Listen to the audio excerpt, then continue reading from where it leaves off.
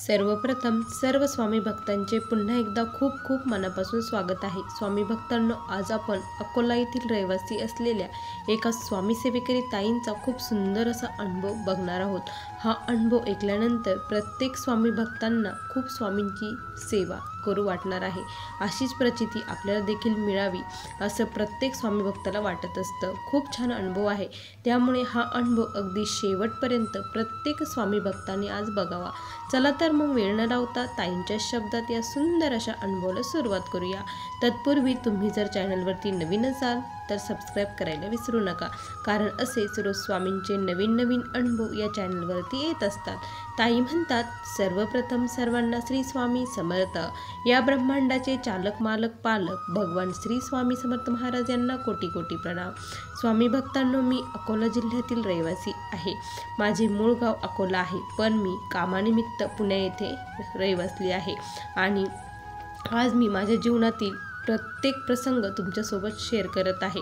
मी खूप सारे अनुभव ऐकले आणि माझ्या मनातही इच्छा झाली की आपण देखील अनुभव शेअर करायला पाहिजे। एवढा मोठा अनुभव आलाय तर का बरं शेअर करायचं नाही, त्यामुळे मी हा अनुभव शेअर करत आहे। स्वामी भक्तांनो, अक्षरशः माझे हात थरथर कापत आहे आणि डोळ्यातून नकळतपणे पाणी देखील वाहत आहे, कारण प्रत्येक क्षण प्रत्येक प्रसंग मला आज आठवत आहे। स्वामी महाराज कसे माझ्या जीवनात आले, त्यांनी कशी मला साथ दिली। ज्यावेळेस माझ्या आयुष्यात कुणीही माझी साथ दिली नाही, सर्वांनी मला नाकारले, त्यावेळेस फक्त आणि फक्त स्वामी महाराजांनी माझा हात धरला। स्वामी भक्तांनो, आमच्या घरामध्ये माझी आई ही देवाची खूप निस्सीम भक्त, पण आम्हा भावंडांना कधीही देवाची ओढ लागली नाही। आईसाठी कधीतरी आम्ही देवाच्या पाया पडायचो, पण असं मनापासून असं कधीच नाही, फक्त आईला बरं वाटावं म्हणून आम्ही पाया पडत असो। माझे एक भाऊ आणि 3 बहिणी असं आमचं छोटंसं कुटुंब होतं। परिस्थिती ही हलाखीची होती, पण माझ्या मामाची परिस्थिती ही खूप छान होती।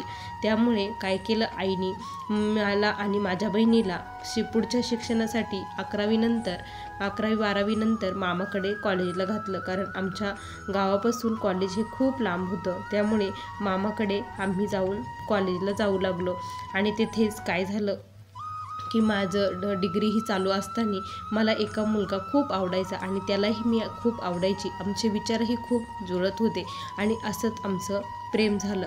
प्रेम झाल्यानंतर मग माझं शिक्षण डिग्री झाल्यानंतर मी घरी आल्यानंतर आता माझं वय जवळपास 21-22 वर्ष झालं होतं।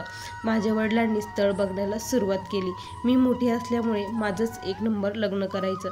त्यावेळेस लग्नाला मला मुले बघायला येत होती, त्यावेळेस घरच्यांना कसं सांगावं हे मला कळत नव्हतं, पण सांगितल्याशिवाय पर्यायही नव्हता।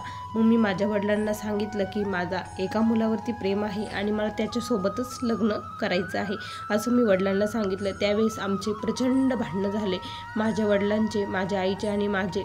आईने सांगितलं की तू काही शहाणपणा करू नको, तुला एवढं कळतं का, लहानाचं मोठं आम्ही तुला याच्यासाठी केलं का, आज बापाची इज्जत तुझ्या हातात आहे, असं आईने मला खूप काही समजून सांगितलं। पण मी आईचं एक मात्र ऐकलं नाही आणि मी शेवटी निर्णय घेतला की त्या मुलासोबत पळून जाण्याचा। आणि मी रात्री जवळपास 1 महिन्यानंतर असं खूप डिप्रेशनमध्ये होती आणि 1 महिन्यानंतर मी त्या मुलासोबत जाण्याचं ठरवलं आणि मी सर्वांना काही न सांगताच त्या मुलासोबत निघून गेली। आता मुलासोबत निघून गेली, आम्ही कोर्ट मॅरेज केलं। जेव्हाही माझ्या वडिलांना कळालं, त्यावेळेस वडिलांनी सांगितलं, तुला आजपासून आम्ही मेलो, तू आम्हाला फोनही करायचा नाही आणि आमच्याकडे कधीही यायचं नाही, असं त्यांनी स्पष्टपणे सांगितलं। त्या दिवसापासून पूर्णपणे संबंध हे तुटले होते, कोणीच राहिलं नव्हतं। आणि मग मी ज्या मुलावरती प्रेम करत होते, आता तोच मात्र एक आधार मला राहिला होता आणि मग मी त्याच्यासोबत गेली, त्याच्या घरी गेली। तिथे माझे जे सासू सासरे होते ते खूप डेंजर होते, खूप म्हणजे खूप। आता कोणाचा आधार नव्हता, त्यामुळे मला तिथं राहणं हे भागच पडलं होतं। मग मी माझ्या मिस्टरांना सांगून काय केलं की आम्ही एका ठिकाणी जॉबसाठी गेलो, पुण्या इथे गेलो आणि आम्ही दोघेच राहू लागलो। दोघेही जॉब करू लागलो. खूप मोठा संघर्ष चालू होता. आता कोणीच नव्हतं. जे काही आपले रक्ताचे संबंध होते ते सर्व काही तुटले होते. जे माणुसकीने जोडले होते तेवढे संबंध आता बाकी राहिले होते. आणि माझी मैत्रीण एक जिवलग, खूप मैत्रीण जिवलग, तिच्यासोबत मी पूर्ण माझं आयुष्य हे शेअर करत असायची. प्रत्येक गोष्ट मी तिच्यासोबतच शेअर करत असायची. असंच मग हळूहळू काय झालं की माझे आणि माझ्या मिस्टरांचे हे खूप भांडण होऊ लागले.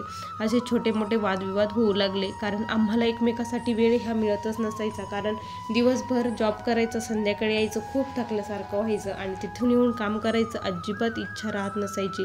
त्यामुळे आमच्यामध्ये थोडे फार वादविवाद होऊ लागले. मी माझ्या मैत्रिणीसोबत ते शेअर करत होती. मग तिने मला असंच एक दिवस मला भेटण्यासाठी ती तिथे आली आणि मी ही सुट्टी काढली होती. मग आमच्या दिवसभर गप्पा चालू होत्या. मी तिला सर्वस्व सांगितलं. त्या दरम्यान काय झालं ना की मग ती म्हटली की चल मी तुला एका ठिकाणी घेऊन जाते, तुझं मन थोडं रमेल, असं ती मला म्हटली. आणि मग ती मला घेऊन गेली. जिथे घेऊन गेली ते होतं स्वामींचा मठ. ती स्वामींच्या मठात घेऊन गेली आणि मी तिथे खरंच मला तिथे गेल्यानंतर एक मन शांती लाभली. खूप दिवसाची जी मन शांती मी शोधत होते ती शांती मला तिथे लागली. नकळतपणे मी महाराजांच्या पाया पडले. तेव्हा एक अशी अद्भुत शक्ती, एक हात मायेचा फिरवल्यासारखं मला जाणवलं आणि खूप छान वाटलं. त्या दिवशी मग आम्ही घरी आलो. असेच थोडे दिवस गेले. 1 वर्ष गेलं असेल. आमचे भांडणंही चालूच होते. त्याच दरम्यान मला प्रेग्नन्सी राहिली. आता प्रेग्नन्सी राहिली, खूप मोठा आधार मला कुणाचा तरी पाहिजे होता. मग त्यांनी सांगितलं की तू जॉब वगैरे करू नको, तू आता घरीच राहा. मग आता मी घरीच होती आणि माझी प्रेग्नेन्सीचे दिवस चालू होते. घरामध्ये वादविवाद हे वाढतच होते. अक्षरशः आमचे वादविवाद इतके टोकापर्यंत गेले ना की आमचा सेपरेट राहण्याचा निर्णय झाला. आता पोटामध्ये बाळ होतं. माझी तर अजिबात इच्छा नव्हती, पण ते काही समजून घ्यायचा प्रयत्न करत नव्हते. कारण त्याने दुसरीकडे अफेअर हे चालू झालं होतं. हे जेव्हा मला कळालं तेव्हा मला पायाखालची जमीन सरकली. आईचा एक एक शब्द आठवू लागला आणि मी याच्यासाठी माझ्या आईवडिलांचा त्याग केला आणि त्याने शेवटी मला धोकाच दिला. खरंच मुलींनी कधीही असा निर्णय घेऊ नये, मला असं वाटतं. आणि त्या दिवशी मग मी त्याच्यापासून सेपरेट झाली. अक्षरशः माझ्याकडे काहीच नव्हतं. पोटामध्ये बाळ होतं आणि माझ्याकडे पैसे वगैरे काहीच नव्हते. जी काही सेविंग झालेली होती ती सर्व काही संपलेली होती. अक्षरशः माझ्याकडे फक्त कानातले आणि बांगड्या आणि गळ्यातलं मंगळसूत्र एवढेच दागिने होते. म्हटलं आता काय करायचं, कुठेच जायचं नव्हतं, सासरीही जाता येत नव्हतं आणि माहेरीही जाता येत नव्हतं. मग मी माझ्या मैत्रिणीला कॉल केला तर ती म्हटले की तू टेन्शन घेऊ नको, तू माझ्याकडे ये. तिचे मिस्टर आणि ती राहत होती. मला तिथे जाणंही बरं वाटत नव्हतं. मग तिला म्हटलं की मला कुठेतरी तू रूम शोधून दे, मी तिथे राहते असं ती म्हटले. आणि मग तिने मला एक रूम तिच्याजवळच शोधून दिली. तिच्याजवळ रूम शोधली आणि मी तिथे राहू लागली. आणि तिनेच माझं ते घराचं डिपॉझिट वगैरे सर्व काही भरलं. आणि आता किती दिवस तिच्या याच्यावर राहणार हा मोठा प्रश्न होता. आता मी जॉब शोधू लागली होती आणि तिच्यासोबत कधीमधी मठामध्येही जाऊ लागली होती. सर्व ठिकाणी इंटरव्ह्यू दिले पण मला काही रिस्पॉन्स मिळत नव्हता, कुठेही होकार येत नव्हता. काय करावं खूप मोठा प्रश्न होता. आता फक्त तिचाच आधार मला होता. जेव्हा ती मला म्हटली की अगं ज्याला कोणी नसतं ना त्याला स्वामी महाराज असतात, तू फक्त स्वामींचा धावा कर, बघ ते तुझ्या मदतीला नक्की धावून येतील. आत्तापर्यंत माझ्या आयुष्यात त्यांनीच खूप काही बदल केले आहे आणि त्यांनीच मला क्षणोक्षणी साथ दिली आहे. तू आता कुठल्याही मानवाला बोलवू नको, कुणाचाही आश्रय करू नको, तू फक्त स्वामींना सर्वस्व मान, त्यांना सर्व काही अर्पण कर आणि त्यांना मदतीसाठी बोलव असं ती मला म्हटली. आणि मग मी तसंच करू लागली. रात्रंदिवस मी श्री स्वामी समर्थ या मंत्राचा जप करू लागली, तारक मंत्रही म्हणू लागली. त्याचबरोबर तिने मला स्वामीचरित्र सारामृत हा ग्रंथ दिला होता. 108 संकल्पित पारायण करायचं ठरवलं. जॉबसाठी खूप धडपड चालू होती. 108 पारायणामध्ये 70व पारायण माझं चालू होतं.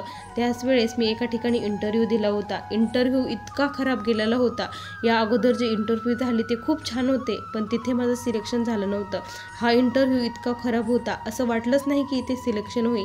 वार होता गुरुवार, संध्याकाळची वेळ होती, 4 वाजले असतील. मी खूप डिप्रेशनमध्येच अशी बसलेली होती. त्याच वेळेस मला कॉल आला की तुमचं सिलेक्शन झालं आहे, तुम्ही कधी जॉईन करणार असं त्यांनी मला सांगितलं. तर मी म्हटलं तुम्ही जेव्हा म्हणेल तेव्हा मी जॉईन करेल. आनंदाला पारावार राहिला नव्हता. आनंदाची सीमा ही तुटली होती कारण कुठेतरी आशेचा किरण मला मिळाला होता. आणि मग मी लगेच जॉईन केलं. जॉईन केल्यानंतर आता प्रेग्नेन्सी ही चालूच होती. मला 6वा 7वा महिना त्यावेळेस चालू होता.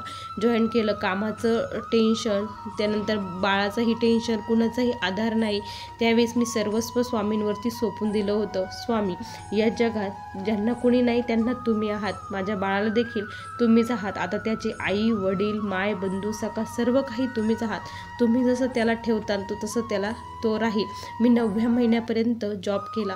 त्यानंतर तिथे सांगितलं की मी आता जॉबवर येऊ शकत नाही. तर त्यांनीही सांगितलं की तुम्ही डिलेवरी तुमचं सर्व व्यवस्थित झाल्यानंतर तुम्ही पुन्हा इथे जॉईन करू शकता असं त्यांनी सांगितलं. आणि मग मी सुट्टी घेतली.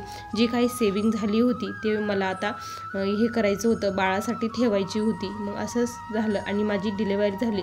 अक्षरशः माझ्या डिलेवरीच्या वेळेस माझ्याजवळ कोणीही नव्हतं, फक्त माझी ती मैत्रीण होती. काय माहीत कोणास ठाऊक, पण स्वामींनीच तिला माझ्यासाठी बनवलं होतं की काय हेही मला माहीत नाही. कारण एक बहीण जेवढं करणार नाही तेवढं त्या मैत्रिणीने त्यावेळेस माझ्यासाठी केलं. तिचे हे उपकार मी आयुष्यभर कधीही विसरणार नाही. मला जेव्हा जेव्हा अशी गरज पडली तेव्हा तेव्हा स्वामींनी कुणाच्या ना कुणाच्या रूपात येऊन मला खूप सारी मदत केली. आणि त्याच वेळेस काय झालं की माझी डिलिव्हरी झाली, सर्व झालं. मग मी एक बाईही ठेवली कामासाठी घरी. सर्व माझं बाळ आता 5-6 महिन्याचं झालं होतं. बाळ आता राहू शकत होतं आणि मग मला जॉब करायची खूप गरज होती. मग मी पुन्हा जॉईन केलं आणि माझी जी मावशी होती घरकामाची तिलाच मी थोडेसे पैसे वाढून दिले आणि तू बाळाचा सांभाळ कर असं तिला सांगितलं. ती देखील हो म्हणाली. आणि ते जणू काय स्वामींनी तिला माझ्यासाठी पाठवलं होतं. आणि विशेष म्हणजे स्वामी भक्तांनो, ती देखील स्वामींची खूप निस्सीम सेवेकरी होती. त्याचमुळे की काय स्वामींनी तिला माझ्या बाळाचं संगोपन करण्यासाठी निवडलं असणार. माझं स्वामींचे पारायण वगैरे ही चालूच होती, सेवाही चालूच होती, त्याचबरोबर माझ्या बाळाचं संगोपनही चालूच होतं. मला कोणाचाही आधार नव्हता. माझ्या आईवडिलांना जेव्हा कळालं ना की मी ह्या परिस्थितीमध्ये आहे, तरी देखील त्यांनी मला कॉल केला नाही की विचारलं नाही की तू इकडे ये असं म्हटले नाही. कारण माझीच खूप मोठी चूक झालेली होती. ते कसे म्हणणार, कारण त्यांनी त्याच वेळेस माझ्याशी संबंध तोडला होता आणि ते पुन्हा कसं जोडणार. मी खूप प्रयत्न केला होता पण माझा प्रयत्न अयशस्वी झाला होता. कोणीच साथ दिली नाही, फक्त स्वामींनी साथ दिली. आज माझं बाळ हे 1 वर्षाचं होऊन गेलं आहे. आता जगण्याचा एकच मार्ग फक्त माझं बाळ आहे, दुसरं काहीच नाही. आज मी त्याला सांभाळून खूप सुखी आहे आणि स्वामी सेवेमध्ये रममान आहे. शेवटी जाता जाता एकच सांगू इच्छिते की खरंच ज्यांना कुणाचाही आधार नाही त्यांनी फक्त स्वामी महाराजांना बोलवा, तुमच्या मदतीला ते नक्की धावून येतात. असा मला आलेला हा स्वामींचा छोटासा अनुभव होता. श्री स्वामी समर्थ. बघा स्वामी भक्तांनो, किती सुंदर अनुभव होता. तुम्हाला या ताईंचा अनुभव कसा वाटला नक्की कमेंटमध्ये कळवा. पुन्हा भेटूया अशा सुंदर अनुभवासोबत. तोपर्यंत सर्वांना श्री स्वामी समर्थ. जय जय स्वामी समर्थ. श्री गुरुदेव दत्त.